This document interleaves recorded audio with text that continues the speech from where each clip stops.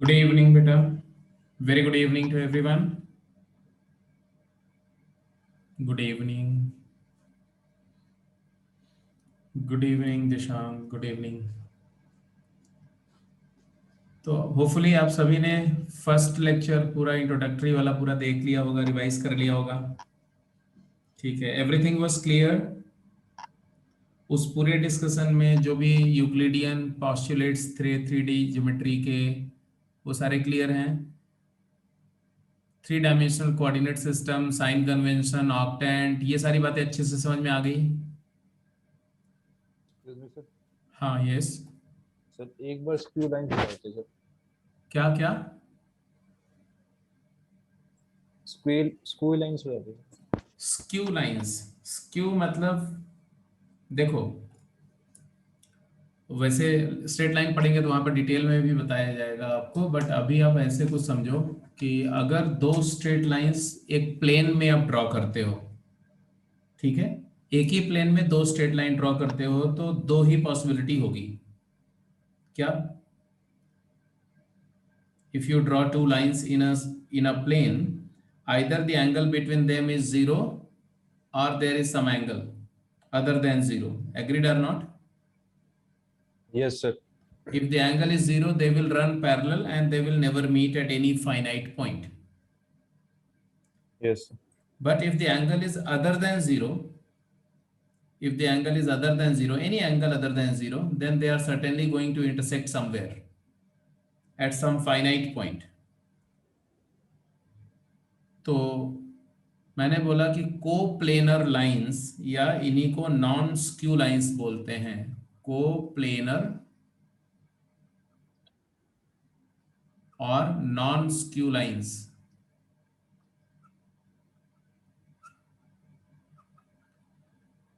have only two possibilities: either they are parallel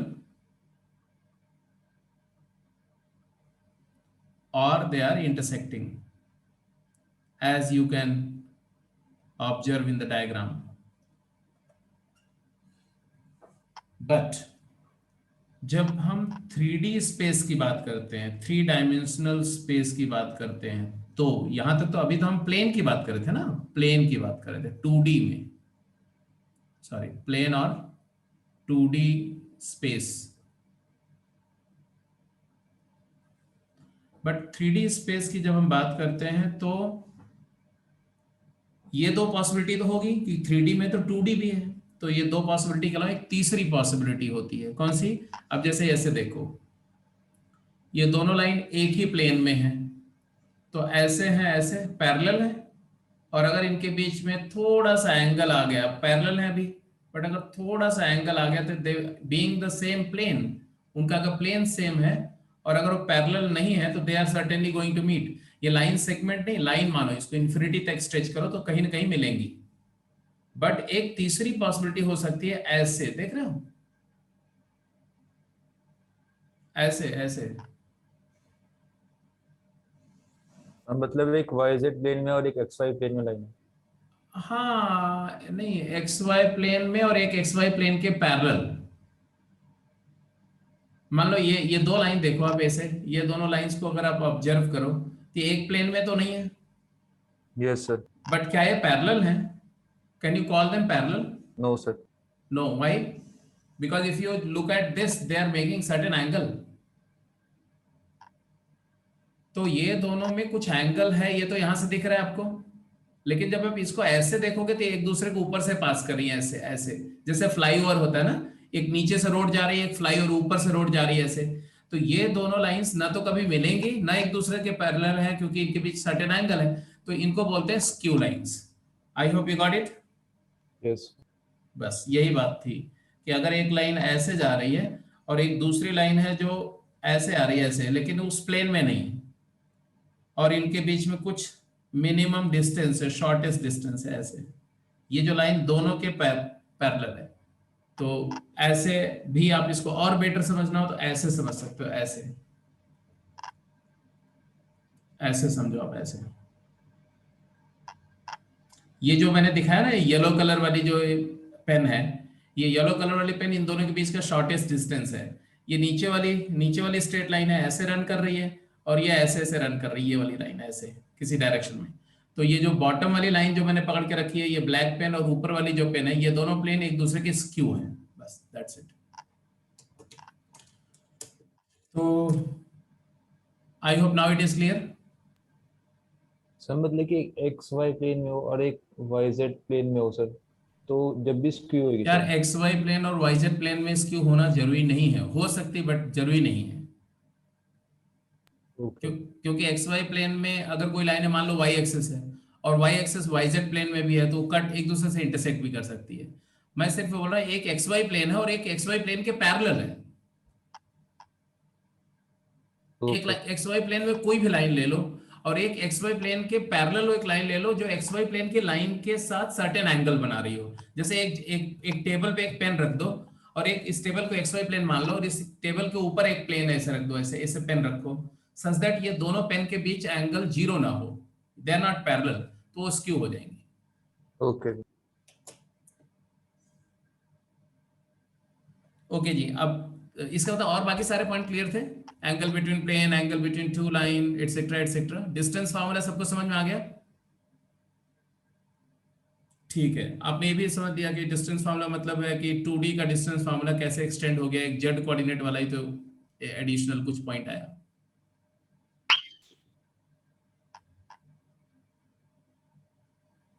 okay, ऐसा तो होना नहीं चाहिए बेटा।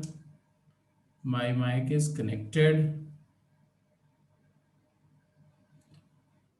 ओके, तो ये क्वेश्चन जो अभी सामने आपके सामने डिस्प्ले हो रहा है, ये आप कर चुके हैं पहले से, ये उसमें डिस्कस यस हो गया सर। था? ठीक है, तो let's go to the next. कोई डाउट होगा तो बता देना, जिस पार्ट में बोलोगे उसको मैं दोबारा समझा दूंगा। पहले दो हाँ बोलो। पहले दो हो गए थे। यू नॉट ऑडिबल बेटा। ये क्वेश्चन भी हो चुका था। ये फर्स्ट और second yes sir. Question, first question और सेकंड क्वेश्चन के किसी भी पार्ट में कोई भी डाउट है तो आप पूछ सकते हैं। अगर डाउट नहीं है तो हम लोग आगे मूव करेंगे।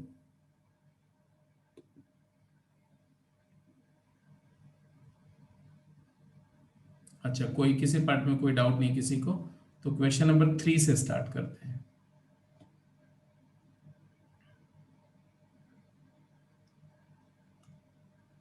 ये थर्ड क्वेश्चन। उससे पहले आपको ये पता है, if there are two point, if there are 2 point in xy plane, sorry xyz space p and q, such that p point has coordinate x1 y1 and z1, and q point has coordinate x2 y2 and z2, then pq vector is x2 minus x1 I cap plus y2 minus y1 j cap plus z2 minus z1 k cap, and therefore distance between P and Q, which is length of vector PQ, is equal to root of x2 minus x1 square plus y2 minus y1 square. 2D geometry में ये distance formula होता था, इसी में z component add हो गया, z2 minus z1 का whole square. This is called distance formula in 3D geometry, जो पिछली क्लास में डिस्कस हो गया था। अब फटाफट आंसर करेंगे जल्दी से। थर्ड क्वेश्चन सब वन लाइनर है जी। तो पी क्यू लेंथ क्या आएगी? It is equal to X two minus X one, X Q minus X P करेंगे तो 6 का होल स्क्वायर आएगा, y2 माइनस y1 करेंगे 2 का होल स्क्वायर आएगा, z2 माइनस z1 करेंगे तो -3 का होल स्क्वायर आएगा। So it is equal to 36 plus 4 39 plus 9, sorry 36 plus 4 40 plus 9, that is equal to 7 unit. मतलब P and Q are 7 unit apart. Exactly इसी तरह से फोर्थ, फिफ्थ एंड सिक्स्थ का answer quick.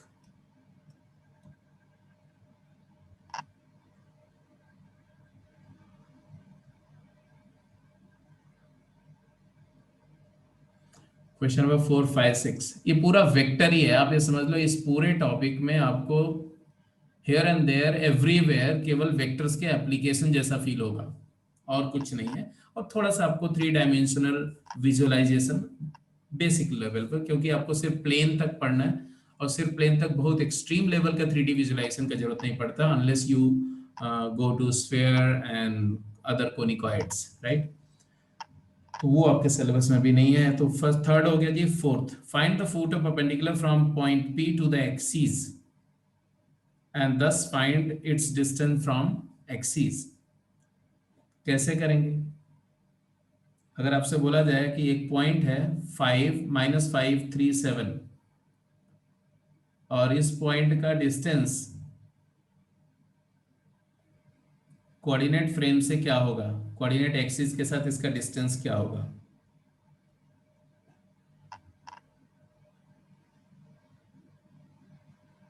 तो अगर मान लो यहां कोई एक पॉइंट है -537, ये जेड एक्सिस है पॉजिटिव, ये पॉजिटिव वाई एक्सिस है, ये पॉजिटिव एक्स एक्सिस है, ये नेगेटिव एक्स एक्सिस है। तो इसका मतलब इस पॉइंट से अगर आप परपेंडिकुलर ड्रॉप करते हैं कहां पर, एक्स एक्सिस पर, तो फुट ऑफ परपेंडिकुलर जो होगा उसका कोऑर्डिनेट क्या होगा? Can you tell me? -5,3,7 से एक्स एक्सिस पर अगर आपने परपेंडिकुलर ड्रॉप किया तो फुट ऑफ परपेंडिकुलर का एक्स कोऑर्डिनेट क्या होगा? 037।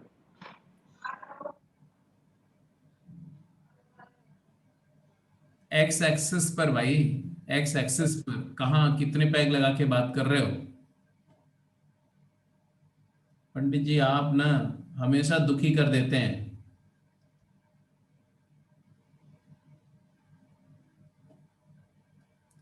एक्स एक्सिस के परपेंडिकुलर मूव करने पर बेटा, एक्स एक्सिस क्या है? एक्स वाई प्लेन में है ना। एक्स एक्सिस के परपेंडिकुलर मूव करते हैं तो एक्स कोऑर्डिनेट चेंज नहीं होगा। किसी भी एक्सिस के नॉर्मल मूव करने पर उसका करस्पॉन्डिंग कोऑर्डिनेट इनवेरिएंट रहता, अनचेंज रहता है। तो इन दोनों पॉइंट का एक्स कोऑर्डिनेट सेम होगा, पी पॉइंट का और मान लो ये एम है।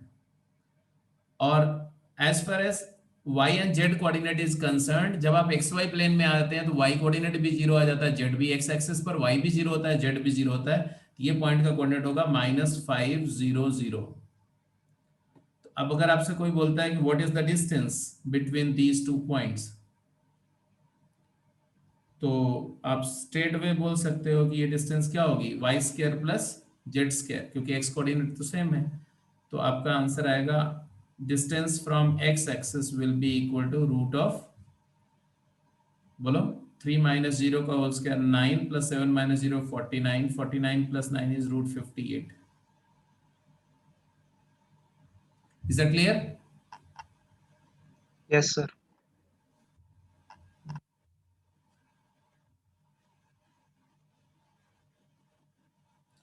दूसरा तरीका भी सोचने का, वो अगर आप 3 डायमेंशनली विजुअलाइज कर सकते हैं तो आपके लिए ठीक है, अदरवाइज वेक्टर की हेल्प ज्यादा से ज्यादा लो। जैसे अगर इस पॉइंट को यहां से ज्वाइन कर दें, ये ओपी वेक्टर है और ये उसका एक्स कंपोनेंट है, तो एक्स कंपोनेंट क्या हो जाएगा जी? एक्स कंपोनेंट हो जाएगा 5i कैप -5i कैप हो जाएगा, ऐसा -5i कैप। और ओपी वेक्टर तो आप जानते ही हो, तो पाइथन, क्योंकि ये 90 होगा ऐसे, दिस इज 90, तो राइट एंगल ट्राइंगल में तो OP square -OM² is PM², तो PM² is equal to OP² - OM²। तो OP² तो मैग्नीट्यूड ऑफ द वेक्टर आ जाएगा, तो ये क्लियर कट आएगा, देखो x² + y² + z² का whole square minus OM² is x², तो आप हमेशा आएगा √y² + z²। मतलब अगर आप x एक्सिस से किसी पॉइंट के डिस्टेंस निकाल रहे हैं तो उसके y और z कोऑर्डिनेट के स्क्वायर का सम का स्क्वायर रूट लेना है, दैट्स इट। क्या करना है? √y कोऑर्डिनेट का स्क्वायर + z कोऑर्डिनेट का square, that's what we have done to find the answer here. अगला 5th क्वेश्चन, बोल रहे हैं कि prove that these three point are the vertices of equilateral triangle. तो if this point is A, this point is B, this point is C, you are looking for A B. A B length क्या आई, B C length क्या आई, और A C length, तीनों length को equal दिखाओगे, equilateral triangle आ जाएगा। A B क्या आएगा बेटा, तो 36 प्लस 1 माइनस 1 का whole square is 1, minus 2 plus 3 1 का whole square is 1, it is equal to root of 38। BC if you find out BC, तो C माइनस B करेंगे तो root of minus 3 plus 4 is 1 का स्क्वायर 1, माइनस 2 माइनस 3 5 का whole square 25, minus 5 का whole square 4 plus 2 6।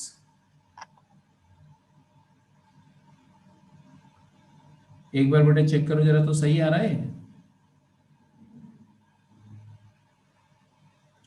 A B में I have taken 6 1 and 1, 38 का route correct है।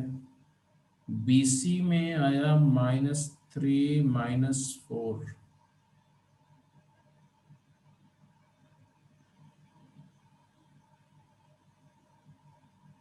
then it is never the vertices of equilateral triangle. It cannot be.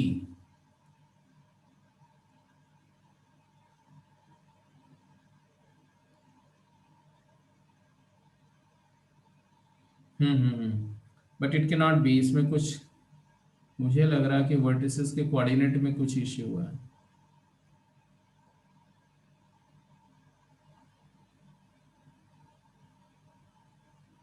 It is 49 plus 25 minus 2 minus 3 25 and plus 36.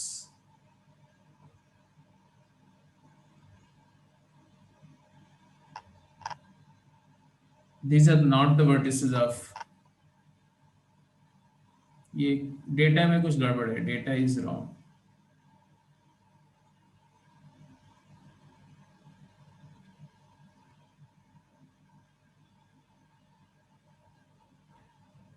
वैसे BC आया क्या exactly?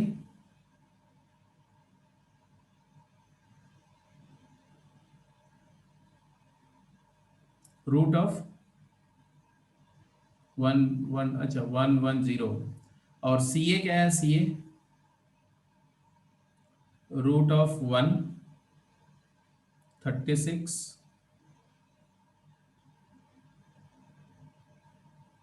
49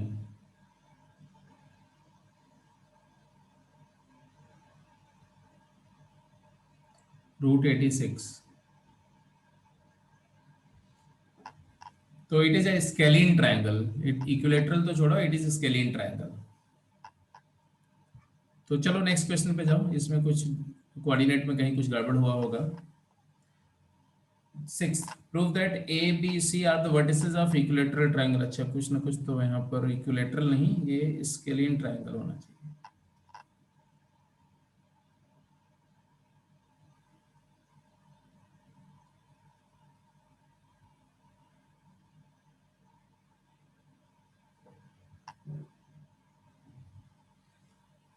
सी 6 question में क्या है? 6 में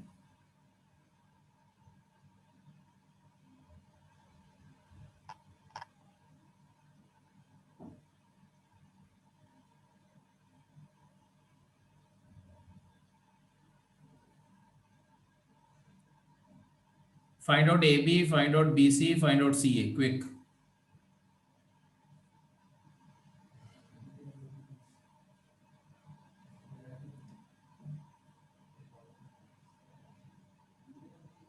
अच्छा कोई बात नहीं बेटा।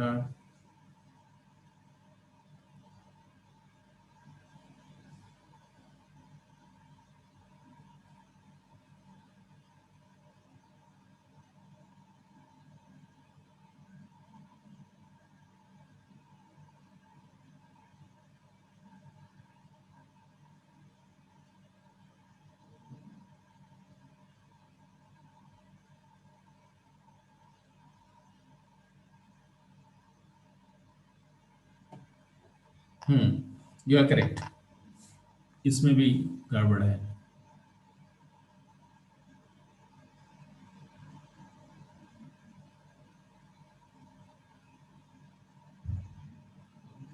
एक आ रहा है तुम्हारा √41 और एक आ रहा है √18, मतलब, और ये आ रहा है तुम्हारा √59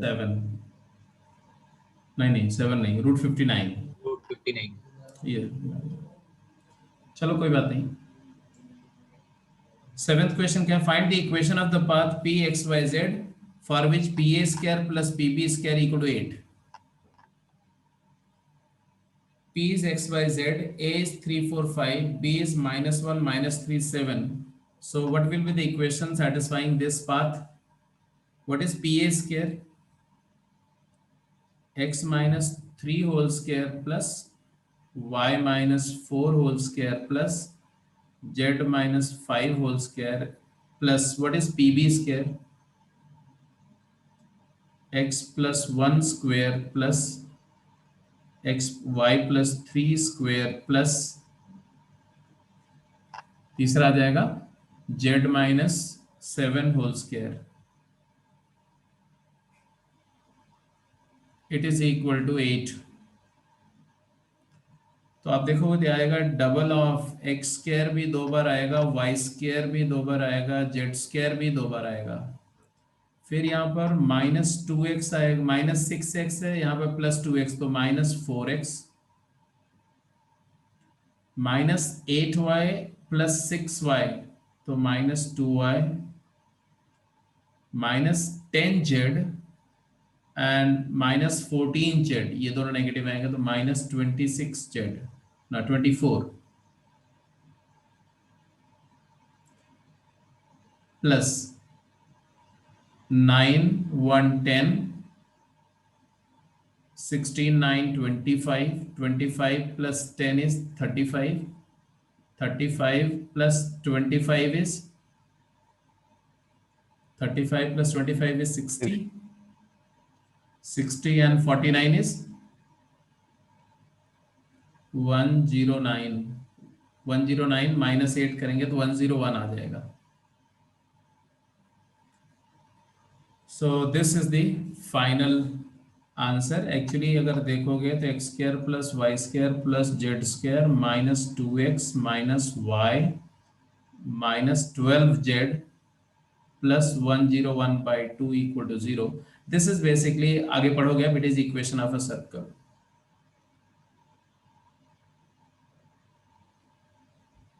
Sorry, not circle, I am very sorry, sphere. तो जैसे आपने पढ़ा था ना कि 2D में X square plus Y square plus 2gx plus 2fy plus c0 है ना, तो ये सर्कल होता था। तो इसी में अगर जेड स्क्वायर का टर्म और जेड वाला टर्म भी आ जाएगा, मतलब एक X square Y square Z square हो गया और एक्स वाई जेड के टर्म आ गए, तो वो स्फेयर हो जाएगा। सर्कल का 3 डायमेंशनल एनालॉजी स्फेयर है, ऐसे लाइन का 3D एनालॉजी प्लेन है ऐसा। तो वहां पर जैसे लीनियर इक्वेशन लाइन होती थी, तो यहां पर लीनियर इक्वेशन एक प्लेन को रिप्रेजेंट करेगा।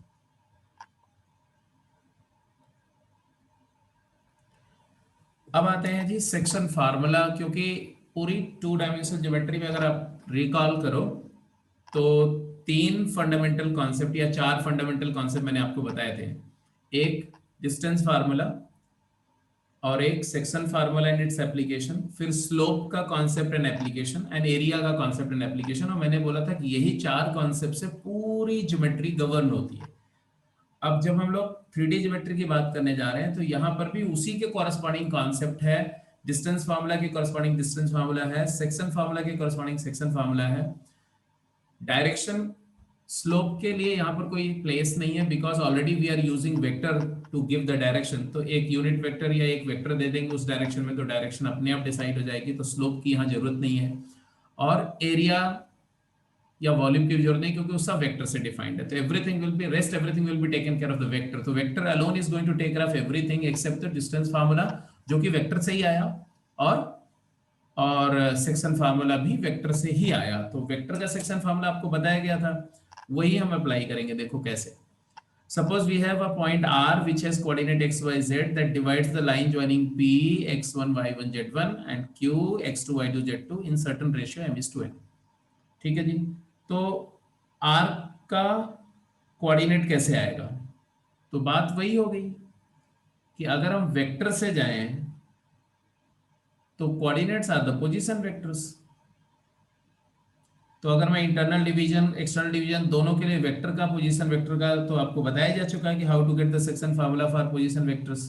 तो मान लो ये पॉइंट P है x1, y1, z1, ये पॉइंट Q है x2, y2, z2, और ये पॉइंट R है जिसका कोऑर्डिनेट हम बोल रहे हैं xyz, जो कि हमें डिटरमिन करना है। तो this is given, this is given, this is given and this one is to be established. ये हमें चाहिए। अब ये कैसे मिलेगा? तो अगर मुझे ये वेक्टर मिल गया R वेक्टर, तो we can definitely find the coordinate because the component of vector are basically the coordinate। और ये है तुम्हारा Q वेक्टर और ये है आपका P वेक्टर। तो हमें ये पता है कि अगर ये रेशियो जो है वो m:n है इंटरनल डिवीजन, तो what is R vector? R vector क्या होता है बेटा? m times Q vector n times P vector, m times Q vector plus n times position vector P divided by m plus n। अब इसी को आप ऐसे लिखेंगे, m टाइम्स Q वेक्टर का पोजीशन वेक्टर क्या आएगा? तो आएगा x2 i cap plus y2 j cap plus z2 k cap plus n times P का x1 i cap plus y1 j cap plus z1 k cap over m plus n हो गया। और यहाँ पर r हो गया तुम्हारा x i cap plus y j cap plus z k cap. अब हम बोलेंगे since the i cap j cap k cap are linearly independent, therefore comparing the coefficient of i cap RHS and LHS, तो you'll get x is equal to क्या आएगा? i cap यहाँ है और i cap यहाँ है, mx2 plus nx1 upon m plus n। ये 2D का सेक्शन फार्मूला यही होता था। देखो y क्या आएगा? y j कैप का कंपोनेंट को कंपेयर करो तो y आ जाएगा तुम्हारा my2 plus ny1 upon m plus n। और जब हम k कैप का कंपोनेंट को कंपेयर करेंगे तो आएगा mz2 plus nz1 upon m plus n। Any doubt? तो कुछ नहीं हुआ जी, नथिंग न्यू, जस्ट एक एक्सटेंशन हो गया, जेड एक्सटेंशन हो गया, बाकी सब कुछ 2D का है। तो 2D एनालिसिस 2D आता है तो 2D को एक्सटेंड कर दो, अपने आप आपको XYZ आ गया, सेक्शन फार्मूला आ गया। तो सेक्शन फार्मूला वाली बात समझ में आ गई? क्लियर है जी? जस्ट वेक्टर में कर लिया था तो यहां कुछ बड़ी बात नहीं थी, ये हमने डेराइव कर लिया। अब आते हैं कि ये तो एक्सटर्नल डिवीजन का था, प्रूफ समझ में आ गया आपको आराम से, क्योंकि उसका प्रूफ हम ऑलरेडी कर चुके थे, है ना? तो इसको R1 वेक्टर, इसको R2, इसको R, तो m_r2 plus n_r1 upon m plus n करके डिफाइन किया और फाइनली कंपेयर किया, आंसर आ गया। अब जब इंटरनल डिवीजन के बजाय एक्सटर्नल डिवीजन होता है तो आपको पता ही है क्या होता है। एक्सटर्नल डिवीजन के केस में क्या होता है बेटा? तो जस्ट जहां जहां प्लस साइन यहां देख रहे हो ना, यहां माइनस आ जाता है, यहां माइनस आ जाएगा, यहां पर भी माइनस आ जाएगा, यहां पर भी माइनस आ जाएगा, यहां पर भी माइनस आ जाएगा, यहां पर भी माइनस आ जाएगा। यस, इस वजह से बोला गया कि अगर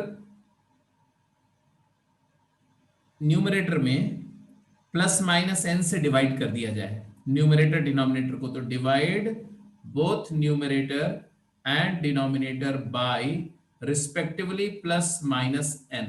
अब जब बोलता हूं प्लस माइनस n, मतलब प्लस के केस में प्लस n से और माइनस के केस में माइनस n से, तो एक रिजल्ट डेवलप होता है, वो ऐसा है कि m by n plus minus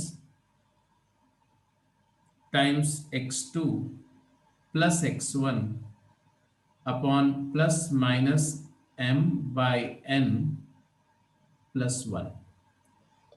ऐसे ही same for y, m by n times y2 plus y1 upon plus minus m by n plus 1।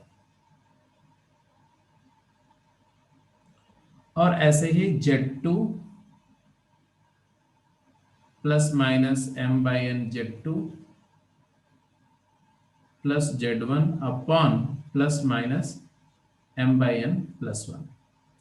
ये फार्मूला आता है जो कॉमन फार्मूला है। ये this is a common formula for both internal and external division.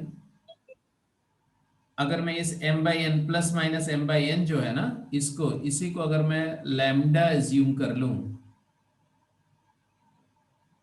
है ना, let lambda be plus minus m by n, तो obviously क्या आ रहा है, lambda is equal to m by n कौन से केस में, इंटरनल डिवीजन में, और lambda is equal to minus m by n कौन से केस में, एक्सटर्नल डिवीजन में। तो एक्सटर्नल डिवीजन में लैम्डा नेगेटिव आ रहा है, इंटरनल डिवीजन में लैम्डा पॉजिटिव आ रहा है। और एक सिंगल फार्मूला डेवलप हो गया, क्या, lambda x2 plus x1 upon lambda plus 1। Vector में भी यही था बेटा, जस्ट मैं उसी का 3D वर्जन लिख रहा हूँ, lambda y2 plus y1 upon lambda plus 1 and lambda z2 plus z1 upon lambda plus 1। कहने का मतलब क्या है कि if the dividing point, coordinate of the dividing point is given, the both a and b are known, p or q are known, and r is also given, and it is not given that division ka nature kya hai, it is internal or external, and you are asked to find out the nature of division and ratio of division, means ratio of division is not known, so we will always consider in that case the ratio of division will be lambda is to 1। ये लेंगे और ये वाला formula apply करेंगे, और इस फार्मूले को अप्लाई करके जो इक्वेशंस आएंगे उनको सॉल्व करेंगे। सॉल्व करके लैम्डा की वैल्यू अगर पॉजिटिव आ गई तो बोलेंगे कि ये इंटरनल डिवीजन है, अगर लैम्डा की वैल्यू नेगेटिव आ गई तो बोलेंगे कि एक्सटर्नल डिवीजन है। तो डिवीजन का रेशियो लैम्डा इज टू 1 ही आएगा, उसका साइन बताएगा कि नेचर कैसा है, इंटरनल डिवीजन है या एक्सटर्नल डिवीजन है। आई होप ये बात समझ में आ रही है सबको। Yes sir. Yes sir. ठीक है जी। तो जस्ट उसी जैसे 2D ज्योमेट्री में, अब जैसे जो बातें मैं यहाँ डिस्कस करूंगा सब आप रिकॉल करोगे तो 2D में भी 1 by 1 सेम केसेस डिस्कस किए। जैसे सेक्शन फार्मूला का 2D में क्या क्या एप्लीकेशन था, तो एक एप्लीकेशन था कि कोलिनियरिटी प्रूफ करने के लिए, एक एप्लीकेशन था कि लाइन के रिस्पेक्ट में दो पॉइंट की पोजीशन बताने में कि दोनों लाइन के रिस्पेक्ट में एक ही साइड पर है कि अपोजिट साइड पर है। फिर एक था कि दो या दो से ज्यादा लाइन के रिस्पेक्ट में पोजीशन ऑफ पॉइंट को डिटरमिन करने के लिए। यहां पर भी सेक्शन फार्मूले के वैसे ही एप्लीकेशन है, बट लाइन की जगह प्लेन आ जाएगा, दैट्स इट। तो एप्लीकेशन ऑफ सेक्शन फार्मूले पे चलिए, तो आप लिखेंगे ये पॉइंट फटाफट लिखते जाओ। पहला पॉइंट तो पहले मैंने समझा दिया, if the ratio of division is not given then always take it as lambda is to 1 and apply the formula this. After solving, if lambda turn out to be positive then we will say that division is internal, if lambda is negative we'll say that division is external। applications में पहला application लिखिए, if a plane ax plus by plus cz plus d equal to 0, मैंने पिछली class में बताया था कि plane का इक्वेशन लाइन का लीनियर इक्वेशन जैसा आएगा, है ना। जैसे लीनियर इक्वेशन 2D में एक लाइन होती थी, 3D में xyz में लीनियर इक्वेशन एक प्लेन को रिप्रेजेंट करेगा, और उसमें xyz के जो कोएफिशिएंट हैं ये इस प्लेन के नॉर्मल वेक्टर के कंपोनेंट होंगे। ठीक है, प्लेन पढ़ेंगे तो एब्सोल्युटली समझ में आ जाएगा, बट अभी सिर्फ याद रखो, ठीक है। अब मान लो ये प्लेन है और ये line PQ divides the plane in the ratio lambda is to 1। मतलब क्या है समझो डायग्रामेटिकली, कि सपोज करो कि ऐसा एक प्लेन है ऐसे,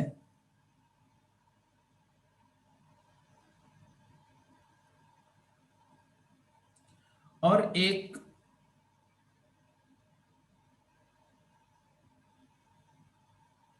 ऐसी सिचुएशन है, मतलब एक लाइन है जो इस प्लेन इस लाइन को क्रॉस कर रहा है, कट कर रहा है। तो मान लो इस लाइन पर एक पॉइंट है P, इसका कोऑर्डिनेट अब मान लो x1 y1 z1 है, और एक पॉइंट है Q, उस पॉइंट का coordinate x2 y2 z2। And suppose the plane, ये प्लेन हमारा जो है वो P है, P इक्वल टू 0, इसको हम AB लिख दें तो ज्यादा बेटर होगा। चलो कोई बात नहीं, PQ ही लिखा हुआ है, तो P को बजाय प्लेन का इक्वेशन को हम लोग रखेंगे पाई, ऐसा लिख देते हैं मान लो, है ना। तो इसका मतलब क्या है, इसका एक्सप्रेशन है ax plus B Y plus C Z plus D है, दिस इक्वल टू 0। अब सपोज करो ये लाइन को, ये प्लेन कहीं पर मीट कर रहा है किसी पॉइंट पर, ऐसा कुछ है ऐसा। अब जरूरी नहीं है कि वो PQ सेगमेंट को मीट करेगा, PQ लाइन को मीट कर रहा है, हो सकता है P और Q के बीच में कट कर रहा हो, और हो सकता है कि प्लेन PQ प्रोड्यूस को या QP प्रोड्यूस को कहीं पे कट कर रहा है। But I am assuming that the line passing through P and Q passes through the plane and meet the plane at some point R which has coordinate XYZ। ध्यान से सुनना।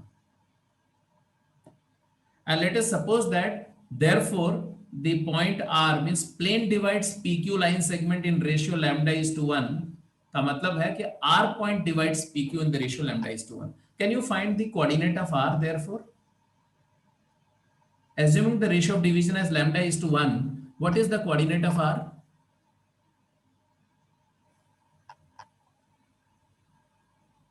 अरे सेक्शन फार्मूला लगाओ, बोलो। Lambda times x2 lambda x2 plus x1 bye lambda plus 1, and इसी तरह से y coordinate lambda भी आ x2 जाएगा, इसी तरह से z भी आ जाएगा। मान लो इसको हम बोलेंगे x नॉट, इसको बोल दिया y नॉट, या xr yr and zr। Can't we say that this point R lies in the plane? The point R lies in the plane. And if any point lies on a curve, then the coordinate of that point satisfies the curve. तो ये point R के coordinate plane को satisfy करेंगे, तो A times x coordinate of R plus B times y coordinate of R plus C times z coordinate of R plus D must be 0, and therefore आपको मिलेगा A times lambda x2 plus x1 upon lambda plus 1 plus b times lambda y2 plus y1 upon lambda plus 1 plus c times lambda z2 plus z1 bye lambda plus 1 and plus d equal to 0। Now let's multiply this entire equation by lambda plus 1. So you will get a times lambda x2 plus x1 plus b times lambda y2 plus y1, and similarly c times क्या आ रहा है, c times आ रहा है lambda z2 plus z1 and plus d times lambda plus 1, तो d lambda plus d equal to 0. Now I would say that there are 4 terms which contain lambda: this one, this one, this one, and this one, and remaining terms are free from lambda. So let's isolate the term containing lambda together. So what do you get basically, that lambda multiplied by ax2 plus by2 plus cz2 दिख रहा है ना, plus d, and rest of the term if you shift to the right hand side you will get negative of ax1 plus by1 plus cz1 plus d। तो यहां से सीधे सीधे lambda की वैल्यू आ गई। लैम्डा क्या आएगा, तो negative of ax2 plus ax1 plus by1 plus cz1 plus d। Lambda जहां से है उस पॉइंट के कोऑर्डिनेट के लिए एक्सप्रेशन ऑफ प्लेन क्या आया, ax1 by1 cz1 plus d upon opposite वाला पॉइंट का coordinate ax2 x2 y2 z2 के लिए प्लेन का expression ax2 by2 cz2 plus T. इसी को अगर आप लिखना चाहो तो लिख सकते हो नेगेटिव ऑफ π1 बाई π2। मतलब if pi stands for the expression of the plane, if pi stands for the expression of the equation of plane, then pi1 means the value of the expression when x y z are replaced by coordinate of p, जहां से lambda distance ले रहे हो, and pi2 means expression of plane when x is replaced by x2, y by y2, z by z, and take the ratio. This value gets you the ratio in which the plane divides line segment joining p and q. Plane divides pq in the ratio lambda is to 1. तो lambda determine करने का straight away तरीका आ गया। जैसे जैसे अगर मैं पूछूं, क्वेश्चन है आपके लिए, find the ratio in which AB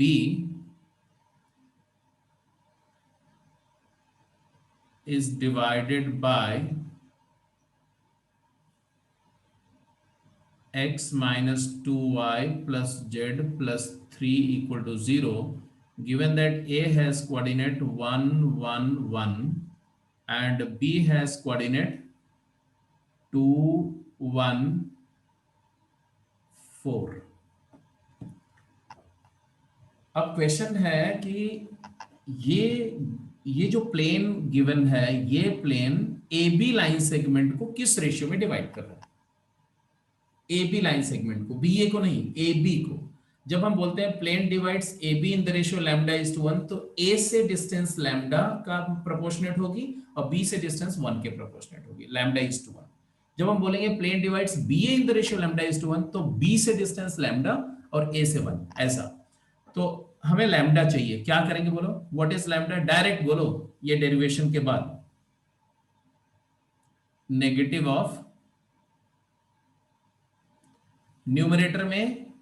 numerator में इसका कोऑर्डिनेट के लिए इस वैल्यू को इवैल्यूएट करो।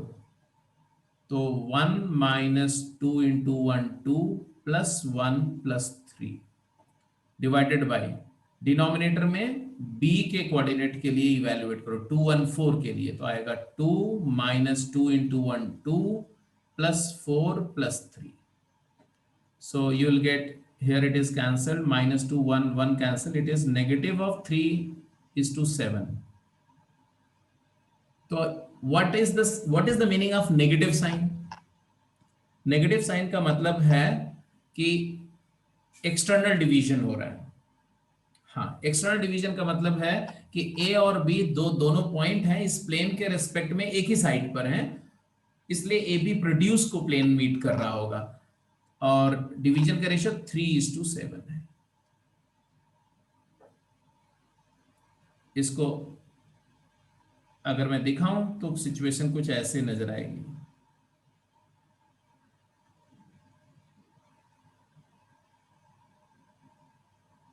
बिल्कुल हम डायग्राम पर कोऑर्डिनेट के हिसाब से नहीं मैनेज करके दिखा रहे हैं, सिर्फ ये बोलेंगे कि सपोज करो ऐसा कोई एक प्लेन है,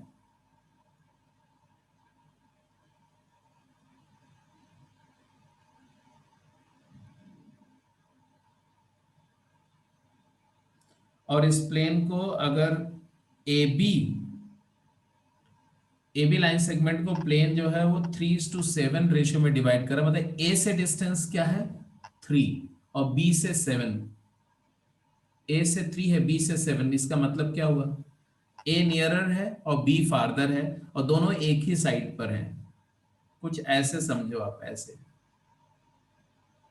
ऐसी सिचुएशन में मान लो ये ए है ये बी है, तो बी ए प्रोड्यूस को प्लेन मीट कर रहा होगा मान लो ये आर पॉइंट पर, तो ये तुम्हारा ये है 3 लैम्डा या 3k और ये जो डिस्टेंस होगी ये 7k होगी।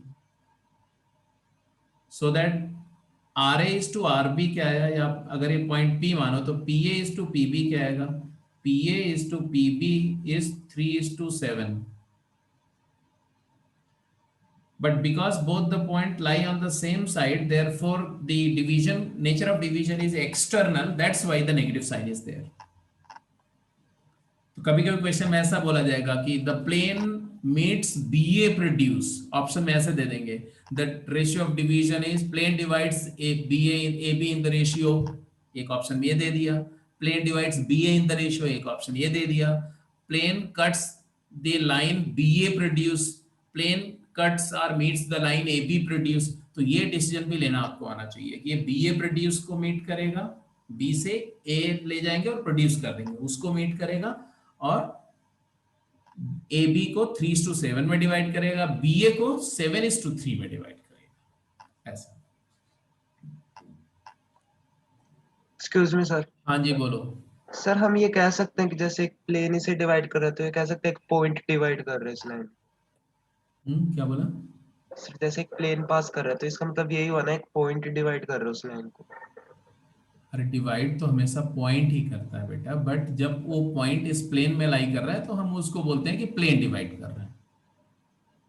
Okay sir. जैसे आप बोलते थे line divides line segment in the ratio, मतलब लाइन थोड़ी डिवाइड करती थी, उस लाइन का एक पॉइंट था जो इस लाइन सेगमेंट को डिवाइड करता था, दैट्स इट।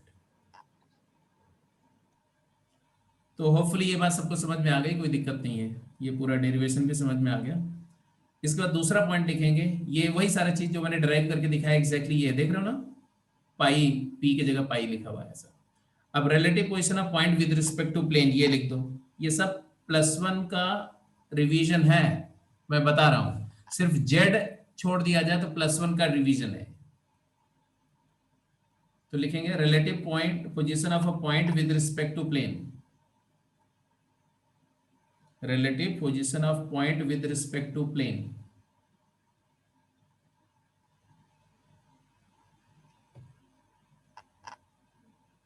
relative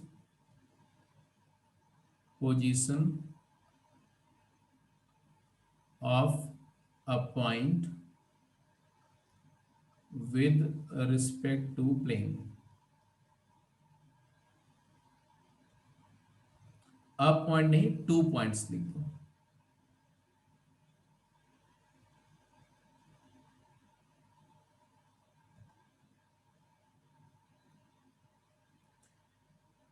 तो case 1,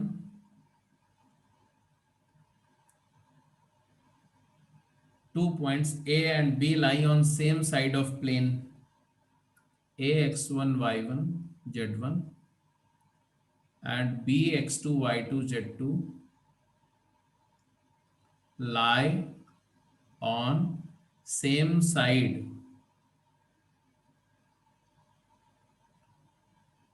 of plane P whose expression is AX plus BY plus CZ plus D0। क्या कंडीशन होगी? और ऐसे केस 2 लिख दो, if A x1 y1 z1 and B x2 y2 z2 lie on opposite side of plane, opposite side of P ax plus by plus cz plus d0। तो ये भी मुझे बताने की जरूरत नहीं है, आप समझ ही गए हैं कि अगर दो पॉइंट किसी प्लेन के रिस्पेक्ट में सेम साइड पर लाई कर रहे हैं तो क्या मतलब होता है, और जब दो पॉइंट किसी प्लेन के रिस्पेक्ट में अपोजिटली प्लेस्ड होते हैं तो क्या मतलब होता है। अपोजिट प्लेस होने का मतलब क्या है?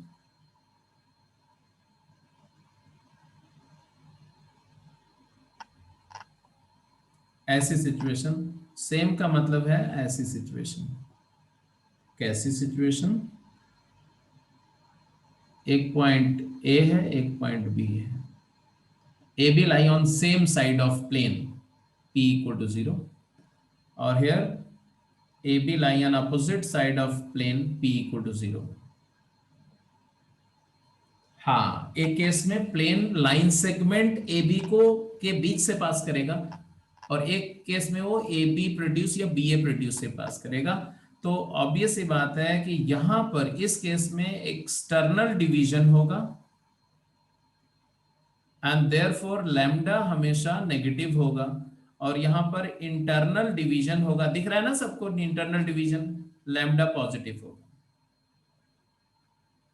तो अब यहां सीधे लिख देंगे दिस इंप्लाइज डिवीजन इज, ऐसे लिखते जाओ, this implies division is internal या एक्सटर्नल, डिवीजन इज एक्सटर्नल,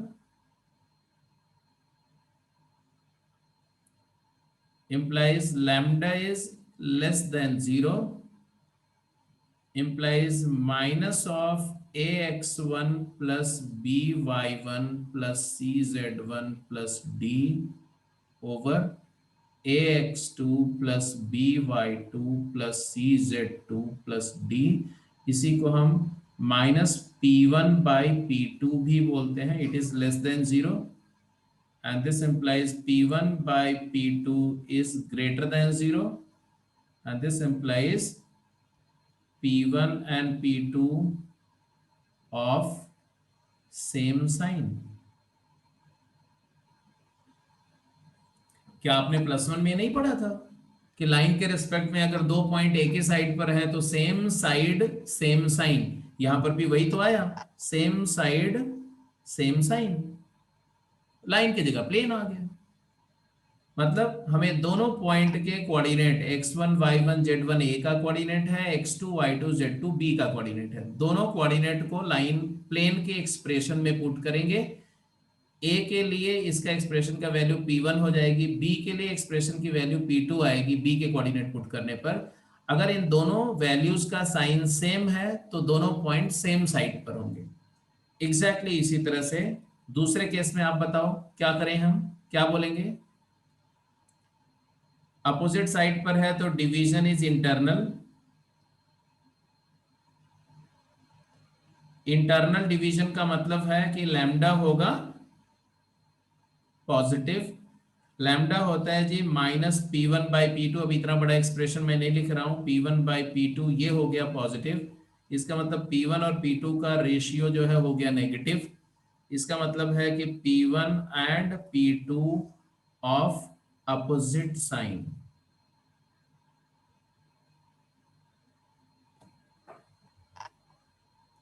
नहीं, आइदर p1 और p2 नेगेटिव ऐसा बोलना ठीक नहीं है, क्योंकि अगर p1 नेगेटिव और p2 0 हो गया तो, अगर p1 नेगेटिव है और p2 0 हो गया, या p2 नेगेटिव है p1 0 हुआ तो दिक्कत होगी, इसलिए आप बोलो अपोजिट साइन, बिल्कुल क्लियर कि एक पॉजिटिव होगा, एग्जैक्टली एक उसमें से पॉजिटिव होगा और दूसरा नेगेटिव होगा, और वहां पर या तो दोनों पॉजिटिव होंगे या तो दोनों नेगेटिव होंगे।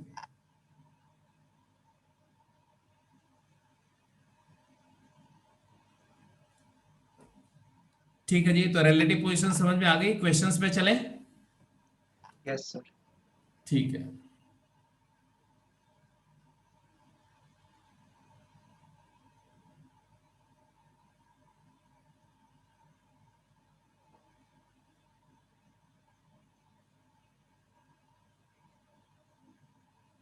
चलिए जी, पहला क्वेश्चन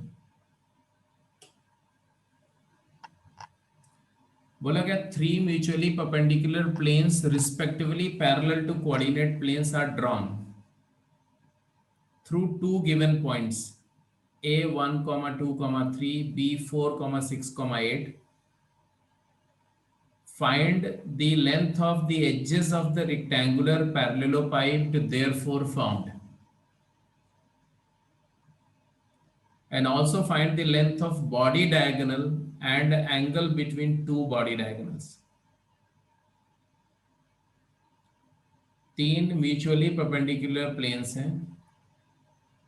फर्स्ट लेक्चर में आपने देखा था कि आप अगर कोऑर्डिनेट एक्सिस कोऑर्डिनेट प्लेन में होते हैं तो जैसे xy प्लेन में z 0 होता है, सारे पॉइंट का z सेम होता है, y ऐसे xy प्लेन के पैरेलल अगर कोई प्लेन है तो z कांस्टेंट होगा, ऐसे yz प्लेन के पैरेलल कोई प्लेन है तो x कांस्टेंट होगा, और zx प्लेन के पैरेलल कोई प्लेन है तो y कांस्टेंट होगा। ये सारी बातें बहुत डिटेल में डिस्कस हुई थी।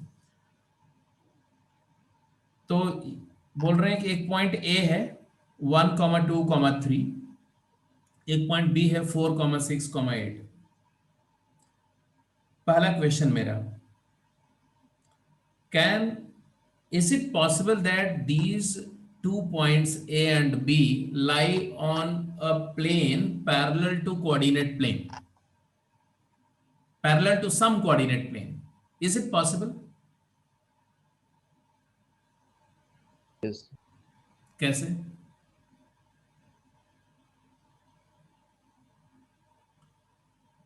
अगर एक्स वाई प्लेन, अगर हम ये अज्यूम कर लें कि ये दोनों पॉइंट जो है वो एक्स वाई प्लेन के पैरेलल किसी प्लेन पे हैं, मान लो इस पे है, इस पे, इस प्लेन पे है,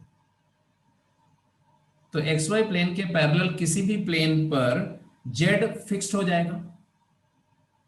तो अगर एक पॉइंट P इस पर है और ये इसी A और B दोनों इसी प्लेन पर हैं, तो A और B का जेड कोऑर्डिनेट सेम होना चाहिए, जो कि नहीं है।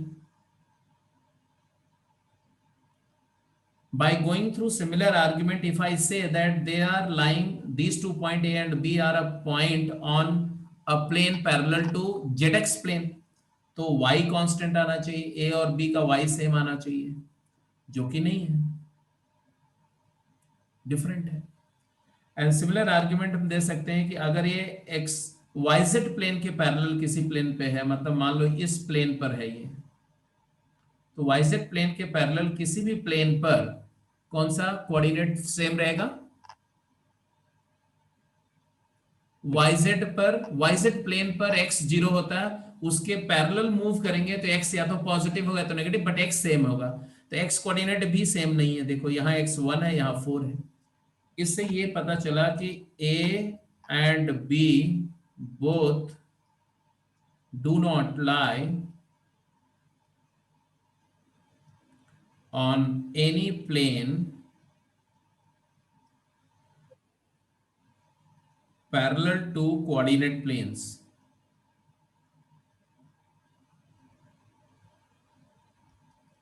This is first observation. अब क्वेश्चन को फिर से पढ़ो।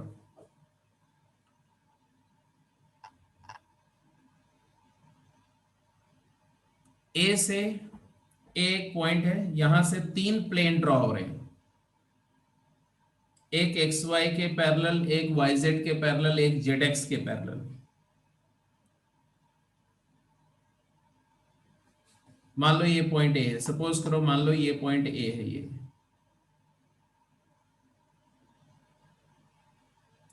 तो कौन से 3 प्लेन की बात हो रही है? They are talking of one plane, this which is drawn parallel to YZ plane, and they are talking of one plane drawn parallel to XY plane, इसी पॉइंट से, A पॉइंट से ही ड्रॉ हुआ, and they are talking of one plane drawn parallel to XZ plane, इसी point से। तो ये point से ऐसे 3, एक फ्लोर, एक अपर फ्रंट वॉल, एक साइड वॉल, तो एक रूम, एक बक्से का, एक बॉक्स का 3 फेसेस बन गया, 3 फेसेस क्रिएट हो गया। अब इन तीनों में से किसी भी प्लेन पर B नहीं है, तो B कहां होगा? तो B इसका बॉडी डायगोनल का दूसरा पॉइंट, ये पॉइंट B हो गया। अब B से फिर से 3 प्लेन ड्रॉ हो रहे हैं, एक ये ड्रॉ हो रहा है YZ प्लेन के पैरेलल, एक ये ड्रॉ हो रहा है,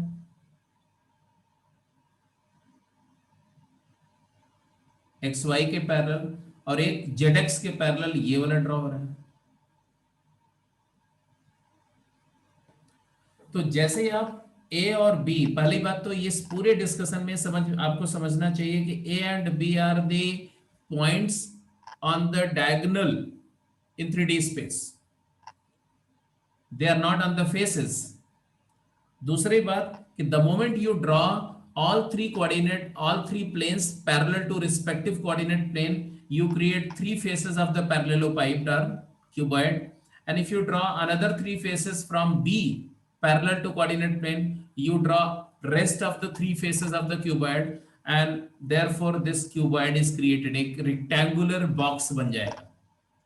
अब ये बोल रहे हैं find the length and edges of the rectangular parallelopiped therefore formed and also find the length of body diagonal and angle between two body diagonals. How do you get that?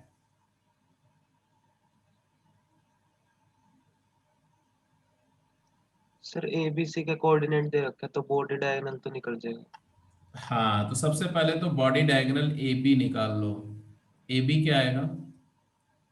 A B आएगा position vector of B minus position vector of A and it turn out to be how much? 4i cap plus 6j cap plus 8k cap minus i cap plus 2j cap plus 3k cap.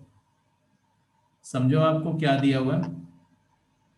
आप A B कुछ भी ले सकते हो, जरूरी नहीं कि ये बॉडी डायगोनल होना चाहिए। मतलब अगर आप चाहते हो ना कि इसको ए ले लिया जाए और इसको बी ले लिया जाए, that also works, that also works. Rather उसमें आपको ज्यादा अच्छे से दिखेगा, इसलिए मैंने इसी को ले लिया फॉर द टाइम बिंग। ठीक है, this is A and this is B. Okay, अब ये तुम्हारा वो वेक्टर हो गया A B, body diagonal vector. और इसी बॉडी डायगोनल वेक्टर के 3 कंपोनेंट होंगे। एक कंपोनेंट ये वाला होगा, जैसे देखो ये बॉडी डायगोनल वेक्टर कैसे आया, तो ये बॉडी डायगोनल पहले तो ये एक्स कंपोनेंट हुआ, फिर यहाँ गए ये वाई कंपोनेंट हुआ, फिर यहाँ गए ये जेड कंपोनेंट हुआ। ये तो ये क्या आएगा बोलो? 4 - 1 3i cap, 6 - 2 4j cap, 8 - 3 5k cap. Obvious बात है कि x के अलोंग ए, मान लो ये इसका कुछ नेम दे दो यार, ए पी ले लो, इसको p और इसको n दिया मान लो, और ये b है ना। तो x कंपोनेंट क्या होगा? AP लेंथ होगा ना। AP लेंथ कितना होगा? x कंपोनेंट 3, और PN लेंथ क्या होगा? PN y component, y component यहां से आ गया 4, और हाइट क्या हो जाएगी? तो ये हो गया 3, ये हो गया 4, और ये हो गया 5, 3 4 5 है ना, 3 4 5 MB। और क्या पूछा था? लेंथ ऑफ बॉडी डायगोनल, वो तो दिख ही गया। लेंथ ऑफ बॉडी डायगोनल क्या आ गया? लेंथ ऑफ बॉडी डायगोनल क्या आया?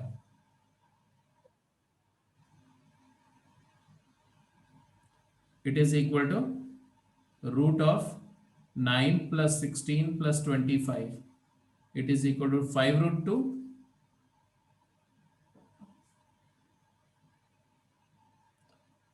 and angle between two body diagonals। तो अब ये तीसरा क्वेश्चन अच्छा है, how to get the angle between two body diagonals।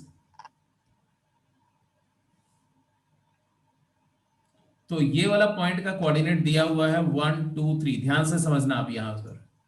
और ये वाले पॉइंट का कोऑर्डिनेट दिया हुआ है 4 5 6 4 6 8। आपको डॉट डॉट नहीं, पहले तो आपको बॉडी डायगोनल के लिए वर्टिसेस फाइंड करने पड़ेंगे। तो जरा ये सारे वर्टिसेस के कोऑर्डिनेट लिखो। ये जो सारे के सारे वर्टिसेस है ना, टोटल कितने वर्टिसेस होते हैं क्यूबॉइड में? 8। 2 के कोऑर्डिनेट पता है, डायगोनली अपोजिट वाले 2 कोऑर्डिनेट पता है, तो रिमेनिंग कोऑर्डिनेट लिखने हैं। अब जरा देखो कैसे लिखते हैं। ये टॉप को देखो, टॉप, ये टॉप के जो 4 पॉइंट हैं, ये चारों पॉइंट के जेड कोऑर्डिनेट सेम है। हाँ, तो 8 है तो इसका भी ऐसे, मैंने यहां पर 3 कोऑर्डिनेट के लिए जगह बना दी। तो जेड कोऑर्डिनेट इसका भी 8 है, जेड कोऑर्डिनेट इसका भी 8 है, जेड कोऑर्डिनेट इसका भी 8 है। ठीक है जी, ओके। और बॉटम के भी 4 ले लो, इनका भी जेड सेम होगा। पहले जेड ही सेम करो, तो रिमेनिंग 3 का जेड। तो बॉटम में ए का जो जेड कोऑर्डिनेट है 3, वही सबका होगा। तो यहां भी जेड 3 है, यहां भी जेड 3 है, यहां भी जेड 3 है। तो बॉटम पे जेड 3 है, टॉप पे जेड 8 है, इसीलिए हाइट है 5, है ना। अब आ जाते हैं इस पर, इस इधर देखो, ये राइट फेस जो है, राइट वाला फेस, ये पूरा फेस, इस फेस पर क्या सेम होगा? इस प्लेन पर क्या सेम होगा, x सेम होगा, नहीं y सेम होगा, y कोऑर्डिनेट सेम होगा इस पे। अरे भाई ये y है ना, हाँ, तो y सेम होगा और y क्या होगा, 6 होगा, क्योंकि इसका y 6 है तो सबका 6 है, तो इसका 6 हो गया और इसका भी 6 हो गया और इसका भी 6 हो गया। ऐसे इधर वाले फेस, लेफ्ट फेस पे जाओ, लेफ्ट फेस पे, लेफ्ट फेस पे, ये फेस पे क्या सेम होगा बेटा, लेफ्ट वाला फेस पे y सेम होगा यार, y लेफ्ट वाले पे, left right top bottom front back. तो अभी मैं लेफ्ट राइट की फेसेस की बात कर रहा हूं, मतलब I hope you are able to understand, मैं इस फेस की बात कर रहा हूं, ये इस फेस पे क्या सेम होगा, y सेम होगा, y2 होगा, y2, तो इसका भी y कोऑर्डिनेट 2 है, इसका भी y कोऑर्डिनेट 2 है, इसका भी y कोऑर्डिनेट 2 है। अब आते हैं, टॉप हो गया, बॉटम हो गया, लेफ्ट हो गया, राइट हो गया, अब फ्रंट और बैक देख लो। फ्रंट फेस ये वाला फेस है, ये नेम भी कर सकते हो आप इन सभी का, ये वाला फेस की बात करो ये, हाँ जी, इस फेस पर क्या सेम होगा, x सेम होगा, सेम x होगा, और इसका x किसके बराबर होगा, 4 6 8 वाला b का x के बराबर होगा, तो x हो गया 4, इसका भी x हो गया 4, इसका भी x हो गया 4। देख रहे हो, ये 4 6 8 है, ये 4 6 3 है, ये 4 2 8 है, ये 4 2 3 है। ऐसे जो बैक वाला फेस बचा, आप समझ ही रहे होंगे कौन सा फेस का बात कर रहा हूं मैं, I am talking of this face, this one. इस फेस पर भी x सेम होगा, वो किसका x होगा, a पॉइंट का x, 1 2 8 and 1 6 8 and 1 6 3। So once you understand that on a plane which is parallel to coordinate plane, xy plane के parallel plane पर z कांस्टेंट होता है, yz प्लेन के पैरेलल प्लेन पर x कांस्टेंट होता है, zx plane के parallel पर y कांस्टेंट होता है। आपने 8 कोऑर्डिनेट्स फाइंड कर लिए। अब ए बी डायगोनल तो आपको पहले से ही पता है, और एक डायगोनल, बॉडी डायगोनल और ले लो, कोई सा भी ले लो, जैसे कि मान लो इस पॉइंट का n है ना, इसका n था और इस वाले का m मान लो, mn बोले, mn क्या होगा, mn वेक्टर क्या होगा, n minus 4 minus 1 3 I cap, 6 minus 2 4 j cap, and 3 minus 8 minus 5 k cap। Check करके देख लो, 4 minus 1 3, 6 minus 2 4 and 3 minus 8 minus 5। A B vector आ गया और एम एन वेक्टर आ गया, ठीक है। अब हमें क्या चाहिए, इन दोनों के बीच डॉट, मान लो इसको हम एस वेक्टर बोल रहे हैं और इसको हम आर वेक्टर बोल रहे हैं। एंगल बिटवीन बॉडी डायगोनल क्या आएगा, angle between two body diagonals, बोलो, what will be the angle between these two body diagonals, r dot s upon mod r mod s, cos inverse क्या है भाई, cos inverse of, बोलो r dot s क्या है, 9 plus 16 minus 25 है 0, तो it is equal to pi by 2। cos 90 is 0, तो cos inverse 0 is pi by 2, तो body diagonals of this are perpendicular।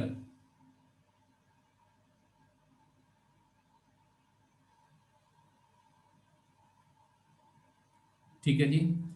तो एक क्वेश्चन तो ऐसा है था जिसमें देखा, इसमें ऐसा नहीं था कि सीधे डिस्टेंस फार्मूला लगा लो ऐसा कर दो, यूज था डिस्टेंस फार्मूले का, बट उससे ज्यादा एप्लीकेशन था विजुअलाइजेशन का, 3D की समझ होनी चाहिए, ठीक है।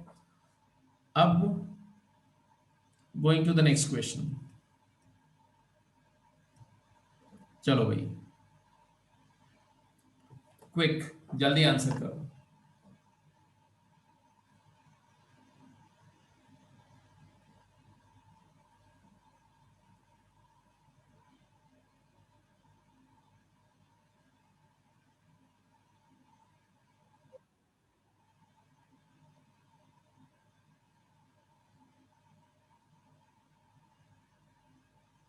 Find the coordinates of vertices of triangle ABC whose midpoint of sides are given as 1 5 minus 1 0 4 minus 2 4 3 4।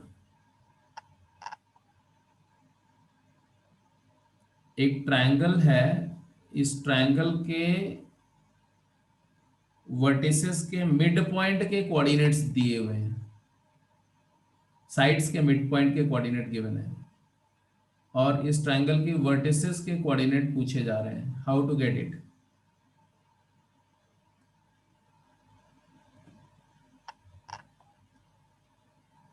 D E F. D का कोऑर्डिनेट है 1 5 -1, ये डी का दिया हुआ है। ई का कोऑर्डिनेट है 0 4 -2, और एफ का कोऑर्डिनेट है 4 3 4, है ना। और आपसे पूछा जा रहा है what are the coordinate of A B C.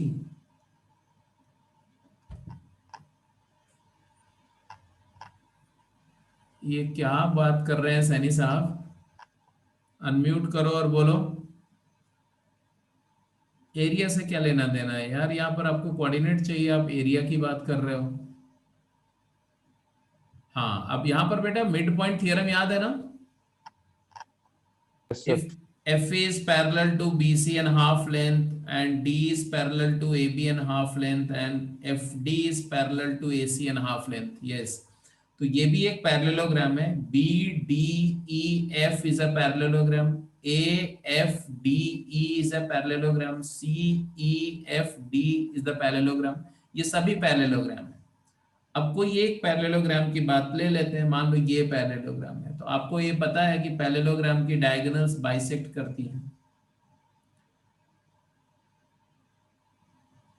Parallelogram की डायगोनल्स बाइसेक्ट करती हैं, इसका मतलब है कि F का और E का, अब यहां से जो पता चल रहा है देखो, F vector plus E vector will be equal to A vector plus D vector, position vector. अगर इसका पोजीशन वेक्टर A है, इसका पोजीशन वेक्टर F है, इसका पोजीशन वेक्टर D है, और इसका पोजीशन वेक्टर E है, तो यहां से आ जाएगा क्या, हमें क्या चाहिए, हमें A का कोऑर्डिनेट चाहिए, मतलब A का पोजीशन वेक्टर चाहिए। तो A क्या आएगा, तो A is equal to F vector plus E vector minus D vector. तो हमेशा ये +1 में ही बताया गया था। हाँ, वेरी करेक्ट। तो A का x कोऑर्डिनेट क्या होगा, E का x कोऑर्डिनेट प्लस F का x कोऑर्डिनेट माइनस D का, तो ये दोनों प्लस होगा और सामने वाला माइनस होगा। तो अब लिख दो फटाफट, x कोऑर्डिनेट ऑफ A क्या होगा, it is XE plus XF minus XD, और ऐसे y कोऑर्डिनेट ऑफ A क्या होगा, YE plus YF minus YD, and Z coordinate is also ZE plus ZF minus ZD। क्या आया, निकाल के बताओ। तो 4 + 0 - 1, 4 + 0 - 1 3, 3 + 4 7 - 5 2, 4 and -2 2 minus -1 3, 3 2 3 is the coordinate of A, exactly। ऐसे B का निकालो बेटा, B के लिए क्या करेंगे, F और D का ऐड करके E सब्ट्रैक्ट करेंगे। एडजेसेंट वाले पैरेललोग्राम का रूल है, पैरेललोग्राम का कोई भी वर्टेक्स चाहिए तो एडजेसेंट वर्टिसेस ऐड होगी और सामने वाली सब्ट्रैक्ट होगी, that is the simple rule. तो आएगा 4 1 5 -0 5, yes. 3 + 5 8 - 4 is 4, 4 added by -1 3, 3 minus -2 तो 5, 4 5 4 5, वेरी करेक्ट। सी का भी बता दो, सी का 1 0 -4 -3, 5 + 4 9 - 3 6, and -1 -2 -3 -4 -7, -3 6 -7। अब इन्होंने बोला therefore find the length of its medians, तो अब तो कोई बड़ी बात नहीं है, जैसे कि मीडियंस कौन कौन सी हैं, BE AD CF, बता दो लेंथ। B का लेंथ क्या होगा, BE 25 049 root 84 2 root 21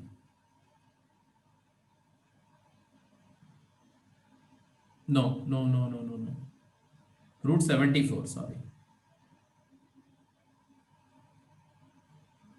is it clear ऐसे AD का लेंथ क्या होगा AD A इधर है D इधर है डिस्टेंस फॉर्मूला लगाना है 4 9 16 रूट 29 एंड CF भी ऐसे कैलकुलेट कर लो डिस्टेंस फॉर्मूले से तो आ जाएगा 49 9 121 58 121 plus 58 179 121 plus 58 179 का रूट 169 होता तो 13 आ जाता 179 का रूट ही रहता है तो ये आ गया तुम्हारा मीडियंस की लेंथ तो ये भी याद रहेगा पैरेललोग्राम की वर्टिसेस 3 दी हुई थी चौथी निकाल सकते हैं है ना ये सब कैलकुलेट कर सकते हैं डिस्टेंस फार्मूला के ये एप्लीकेशंस हैं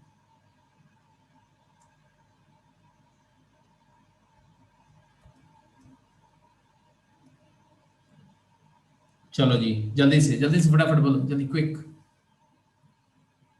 जस्ट जो कॉन्सेप्ट मैंने बताया उसी पर छोटे छोटे एप्लीकेशन करा रहा हूँ सो दैट वो कॉन्सेप्ट बिल्कुल याद हो जाए आपको एक दो क्वेश्चन और छोटे छोटे कर लो खत्म करो find the ratio in which the line segment A B A का कोऑर्डिनेट गो नोन है बी का गिवन है it is divided by the plane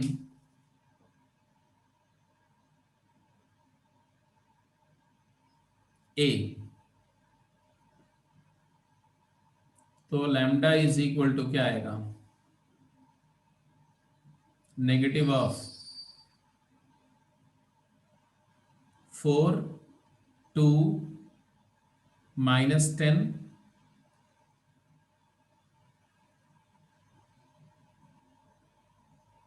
-1 पहले इस इक्वेशन को लिखेंगे 2x plus 2y minus 2z minus 1 equal to 0 अब दूसरा 3 4 3 के लिए क्या आएगा 3 2 जा 6 4 2 जा 8 and minus 6 minus 1 and then you calculate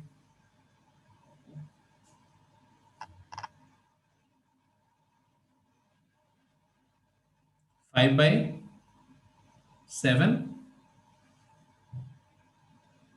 5 by 7 इसका मतलब डिवीजन क्या है division lambda positive division internal है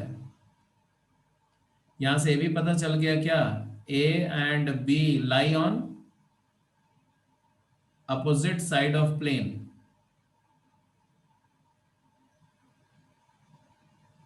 वेरी करेक्ट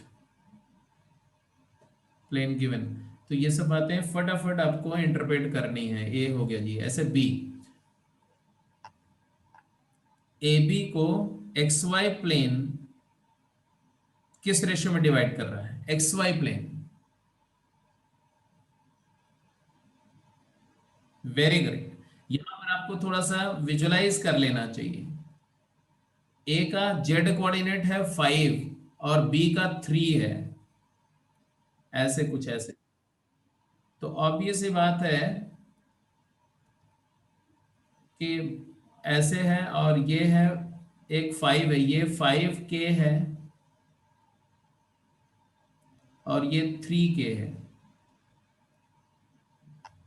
जेड कोऑर्डिनेट का रेशियो जो होगा वो 5:3 होगा और एक ही साइड पर है तो ये आएगा -5:3 very correct I got it वैसे ये डायग्रामेटिकली सोच के बताया तो अगर डायग्रामेटिकली नहीं सोचो ना तो भी आंसर आएगा जेड कोऑर्डिनेट नहीं सॉरी एक्स वाई प्लेन का इक्वेशन क्या होगा जेड इक्वल टू 0 तो जेड इक्वल टू 0 का मतलब होता है क्या 0 into x plus 0 into y plus 1 into z equal to 0 ये है P दैट्स इट हाँ जी equation of xy plane is z equal to 0.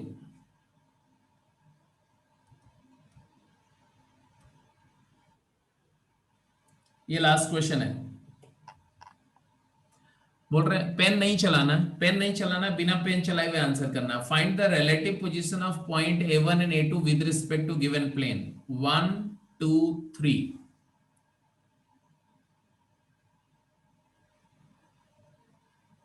A1 के लिए पॉजिटिव आ रहा है 1 + 4 - 4 पॉजिटिव है। A2 के लिए 2 - 6 -2 -1 तो नेगेटिव आ रहा है।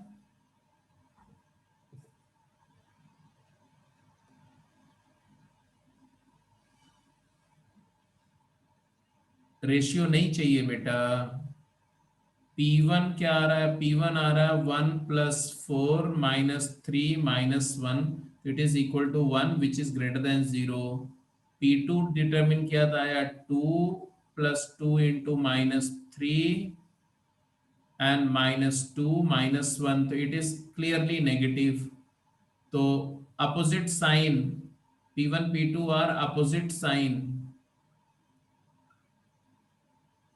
and therefore A1 and A2 lie on opposite side of plane. Yes, ये बताना आपको।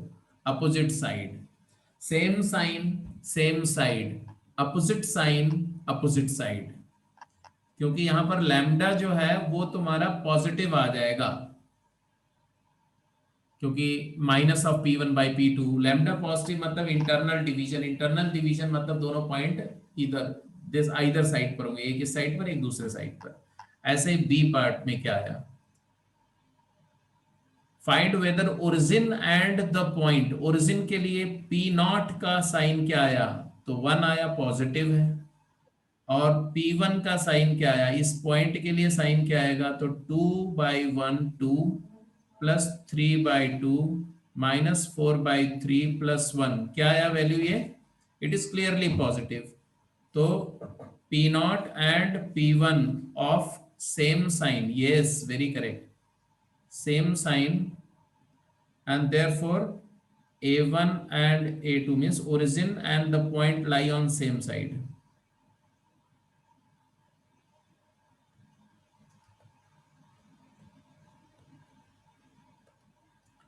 यहीं से एक बात पता चल गई कि 0 0 0, देखो अब ध्यान से समझो,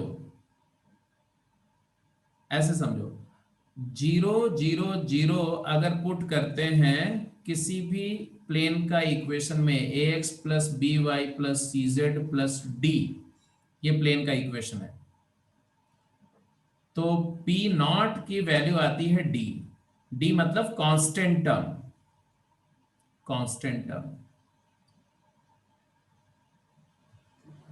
और अगर इस प्लेन के रेस्पेक्ट में अगर ओरिजिन किसी साइड पर है, ध्यान से सुनो जो मैं बोल रहा हूं,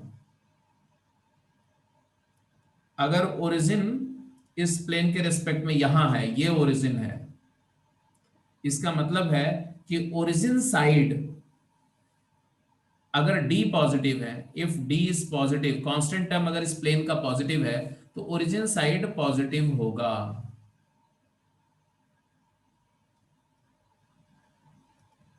मतलब every point, because plane will divide the 3D space into 2 half spaces, तो ओरिजिन को कंटेन करने वाला जो हाफ स्पेस होगा, हाफ 3 डायमेंशनल स्पेस, उस स्पेस में किसी भी पॉइंट का कोऑर्डिनेट अगर पुट करोगे प्लेन में तो पॉजिटिव वैल्यू मिलेगी, क्योंकि सेम साइड मतलब सेम साइन। तो ओरिजिन वाला हाफ स्पेस जो होगा वो half space containing origin is positive and opposite to origin वाला हाफ स्पेस का साइन क्या होगा? Yes, is negative. तो हमेशा अब किसी कांस्टेंट टर्म का साइन पॉजिटिव बना दिया तो origin side positive, opposite to origin side negative हो जाएगा। ये बात दिमाग में रखेंगे हमेशा। तो हम हमेशा क्या करेंगे, कांस्टेंट टर्म जो है ये प्लेन के इक्वेशन में पॉजिटिव बना लेंगे। जैसे मान लो -1 होता, मैं माइनस से मल्टीप्लाई करके पॉजिटिव बना दूंगा, फिर उस एक्सप्रेशन के लिए origin side positive, other side negative हो जाएगा। फिर हम क्वेश्चंस को वर्कआउट करेंगे। तो ये सारा आगे जब प्रैक्टिस और प्रॉब्लम्स होंगे वो अगली क्लास में कंटिन्यू करेंगे। आपके पास में टेक्सचुअल एक्सरसाइज मैंने शेयर कर दी है, I hope you agree. Assignment level 1 और 2 भी शेयर कर दिया है, गेम्स सारी की सारी शेयर कर दी हैं, राइट जी। तो अब आप क्या कर सकते हैं, टेक्सचुअल एक्सरसाइज 1 कंप्लीट कर जाइए, गेम 1 कंप्लीट कर जाइए। अभी गेम 2 पे नहीं जाना, सिर्फ गेम 1 कंप्लीट करो। देख लेना गेम 2 या टेक्सचुअल एक्सरसाइज 2 में प्रॉब्लम्स जो हैं अगर इसी सेक्शन फार्मूला और डिस्टेंस फार्मूले से रिलेटेड है तो उनको आप करते रहो, नहीं रिलेटेड है तो वहीं रुक जाना आप। क्योंकि इसके बाद नेक्स्ट क्लास में हम लोग जो करेंगे वो कुछ क्वेश्चन करने के बाद equation of line in 3D space करेंगे कि किस 3 डायमेंशनल स्पेस में लाइन का इक्वेशन कैसे लिखते हैं, किस किस फॉर्म में होते हैं, फिर एंगल बिटवीन लाइन का फार्मूला क्या होता है, लाइन के पैरेलल परपेंडिकुलर स्क्यू होने की कंडीशंस वगैरह क्या होती हैं। अब ये पहले लाइन करेंगे, फिर लाइन के बाद फिर प्लेन पे आएंगे तो प्लेन करेंगे। तो छोटा सा टॉपिक है, बहुत बड़ा टॉपिक नहीं है, 4-5 लेक्चर में ये टॉपिक समराइज हो जाता है यूजुअली, ठीक है। तो आप ये समझ लो कि इसी मंथ एंड तक ये टॉपिक खत्म हो जाएगा। सर कल टेस्ट है। हाँ बेटा, सर टेस्ट है कल। टेस्ट के बारे में बेटा, तुम्हारा टेस्ट कौन सा होना था, कौन सा टेस्ट? Sir vectors. हाँ, वेक्टर्स। तो वेक्टर्स का टेस्ट तुम्हारा संडे को क्यों नहीं हुआ?